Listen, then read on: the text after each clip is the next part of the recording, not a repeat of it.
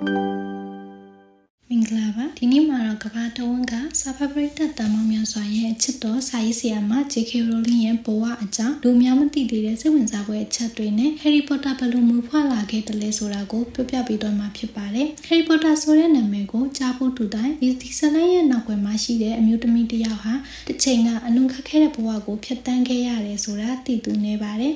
နံပါတ်1သူမရဲ့ငယ်ဘဝ J.K. Rowling ကို1965ဇူလိုင်လအင်္ဂလန်နိုင်ငံမှာမွေးဖွားခဲ့ပါတယ်။ငယ်စဉ်ကတည်းကစာဖတ်ရတာကိုအယံဝါဒနာပါတဲ့သူဖြစ်ပြီးအသက်6နှစ်အရွယ်မှာပဲသူမရဲ့ပထမဆုံးဇာတ်လမ်းကိုရေးသားနေခဲ့ပါပြီ။သူမရဲ့ညီမလေးကိုပုံမြင်တွေအမြဲဖတ်ပြပေးလေးရှိပြီးအဲ့ဒီချိန်ကတည်းကစိတ်ကူးရင်ကဘာတွေကိုဖန်တီးရတာကိုနှစ်သက်ခဲ့ပါတယ်။နံပါတ်2သူမရဲ့ပေါ်တာဇက်ကောင်အကြံစီကိုဘယ်လိုရခဲ့တာလဲ1990ခုနှစ်တုန်းကမန်ချက်စတာကနေလန်ဒန်ကိုသွားတဲ့ယထာခရီးမှာယထာဟာနာရီပေါင်းများစွာနောက်ကျခဲ့ပါတယ်ယထာပြတ်နေတဲ့အချိန်မှာမျက်မှန်တက်ထားတဲ့ကလေးကောင်လေးတစ်ယောက်မော်ချောင်းတက်တဲ့စိတ်ကူးဟာရုတ်တရက်သူ့စိတ်ထဲကိုရုတ်တရက်ပေါ်လာခဲ့ပါတယ်အဲ့ဒီအချိန်မှာစာရွက်မရှိတာကြောင့်ချမရေးနိုင်ခဲ့ပဲစိတ်ထဲမှာပဲဇလန်းကိုဆက်လက်တည်ဆောက်နေခဲ့ပါတယ်နောက်ပိုင်းမှာတော့ Harry, Hermione, Ron နဲ့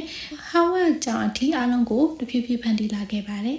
်နံပါတ်3သူမရဲ့ခက်ခဲဆုံးဘဝကာလ Harry Potter မရေးခင်မှာ J.K. Rowling ရဲ့ဘဝဟာအလွန်ခက်ခဲခဲ့ပါတယ်သူမရဲ့မိခင်က multiple sclerosis ရောဂါနဲ့ကွယ်လွန်သွားခဲ့ပါတယ်အဲဒီနောက်ပေါ်တူဂီနိုင်ငံကိုပြောင်းရွှေ့ခဲ့ပြီးအိမ်ထောင်ပြုခဲ့ပေမဲ့မကြာခင်မှာပဲကွာရှင်းခဲ့ရပါတယ်ကလေးငယ်တစ်ယောက်နဲ့တစ်ယောက်တည်းဘဝကိုရင်ဆိုင်ရင်ငွေကြေးခက်ခဲကြောင်းအစိုးရထောက်ပံ့ကြေးနဲ့အသက်မွေးခဲ့ရပါတယ်တချို့နေ့တွေမှာသူမဟာကော်ဖီတစ်ခွက်ပဲဝင်နိုင်တဲ့အခြေအနေရှိခဲ့တယ်လို့သူမကိုယ်တိုင်ပြောခဲ့ပူပါတယ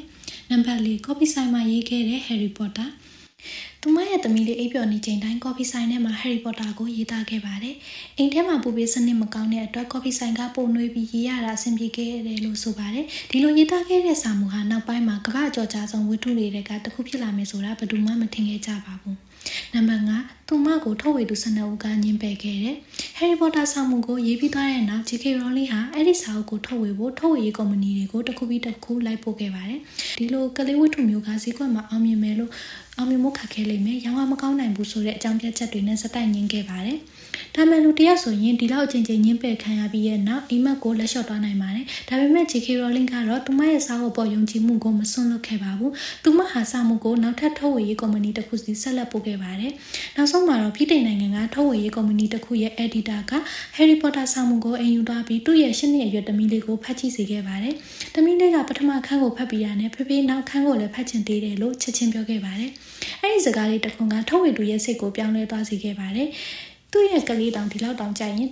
စိတ်ဝင်စားနေရင်တခြားကလေးတွေလည်းကြိုက်ကြမှာပဲလို့ယုံကြည်လာပြီး Harry Potter ကိုထုတ်ဝေဖို့ဆုံးဖြတ်ခဲ့ပါတယ်။နံပါတ်6 J.K. ဆိုတဲ့နာမည်ဘာကြောင့်လုံးခဲ့တာလဲ Rowling ရဲ့နာမည်ပြေကောင်က Jane Rowling ဖြစ်ပါတယ်။စာအုပ်ထုတ်ဝေသူတွေကယောက်ျားလေးတွေကအမျိုးသမီးရေးတဲ့စာအုပ်ကိုဝယ်ချင်မှာမဟုတ်ဘူးလို့ယူဆခဲ့တာကြောင့် J.K. Rowling ဆိုတဲ့အတူကောင်းနာမည်ကိုတုံးစေခဲ့ပါတယ်။ K ဟာသူ့ရဲ့အဖွားကက်တလင်းရဲ့နာမည်ကိုယူထားတာဖြစ်ပါတယ်။နံပါတ်9 Harry Potter ရဲ့အောင်မြင်မှု Harry Potter စာအုပ်တွေကဘာသာစကား80ကျော်တို့ဘာသာပြန်ထားပြီးကမ္ဘာတဝန်းအုပ်ရေးတန်600ကျော်ရောင်းချခဲ့ပါတယ်။ Harry Potter ဟာတမိုက်တစ်လျှောက်အယောင်ရဆုံးစာအုပ်စီးရီးတွေကတစ်ခုဖြစ်လာခဲ့ပါတယ်။ရုပ်ရှင်ရှကားအဖြစ်လည်းရိုက်ကူးခဲ့ပြီးကမ္ဘာတဝန်းကြီးမားလာစွာသောအောင်မြင်မှုတွေများစွာရရှိခဲ့ပါတယ်။နံပါတ်10ပရဟိတလုပ်ငန်းတွေ J.K. Rowling ဟာသူ့ရဲ့ဝင်ငွေအများပြားကိုပရဟိတလုပ်ငန်းတွေအတွက်လှူဒါန်းခဲ့ပါတယ်။ကလေးငယ်ခွင့်ရေး multiple sclerosis တုတေသနနဲ့ဆင်းရဲနံပါတ်တွေကိုကူညီတဲ့အဖွဲ့အစည်းများကိုနှစ်ပေါင်းများစွာလှူဒါန်းခဲ့ပါတယ်။နံပါတ်9သူမပေးတဲ့အားပေးစကားJ.K. Rowling ကကြာရှုံးမှုဟာအရာအလုံးရဲ့အဆုံးမဟုတ်ဘူးကိုတကယ်လိုအပ်တာတွေကိုသိစေတဲ့အစ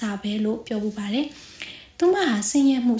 စိတ်ဖိစီးမှုညှင်းပယ်ခံရမှုတွေကိုကြော်ဖြတ်ပြီးကမ္ဘာပေါ်မှာအောင်မြင်ဆုံးနဲ့အချမ်းသာဆုံးစာရေးဆရာတွေကတအုပ်ဖြစ်ပြီး Harry Potter စီးရီးကနေဒေါ်လာဘီလီယံနဲ့ချီတဲ့ဝင်ငွေကိုဖန်တီးနိုင်ခဲ့သူကမ္ဘာကျော်စာရေးဆရာမတစ်ယောက်ဖြစ်လာခဲ့တာကြောင့်ဒီစကားဟာပိုပြီးအဓိပ္ပာယ်ရှိပါတယ်။ J.K. Rowling ရဲ့ဘဝကကျွန်တော်တို့ကိုသင်ပေးတဲ့အကြီးဆုံးသင်ခန်းစာကတော့အိမ်မက်ကြီးမှဖို့မကြောက်ပါနဲ့တခြားသူတွေညှင်းပယ်တာကြောင့်ကိုယ့်အိမ်မက်ကိုလက်မလျှော့ပါနဲ့တနေ့မှာကိုရေးနေတဲ့စာအုပ်ကိုလုပ်နေတဲ့အလုပ်ဒါမှမဟုတ်ကိုစူးစမ်းနေတဲ့အရာဟာကမ္ဘာကြီးကိုပြောင်းလဲသွားနိုင်ပါတယ်ဒီနေ့ရဲ့ဗီဒီယိုကိုကြည့်ရှုပေးရတဲ့အတွက်ကျေးဇူးတင်ပါတယ်ဗီဒီယိုကိုကြိုက်တတ်တယ်ဆိုရင် like and subscribe လုပ်ပေးဖို့မမေ့ပါနဲ့နောက်ထပ်စိတ်ဝင်စားဖွယ်လူပုဂ္ဂိုလ်တွေရဲ့အကြောင်းအရာတွေနဲ့ပြန်လည်တွေ့ဆုံကြမယ်နော်အားလုံးပဲစိတ်ချမ်းသာကြပါစေရှင်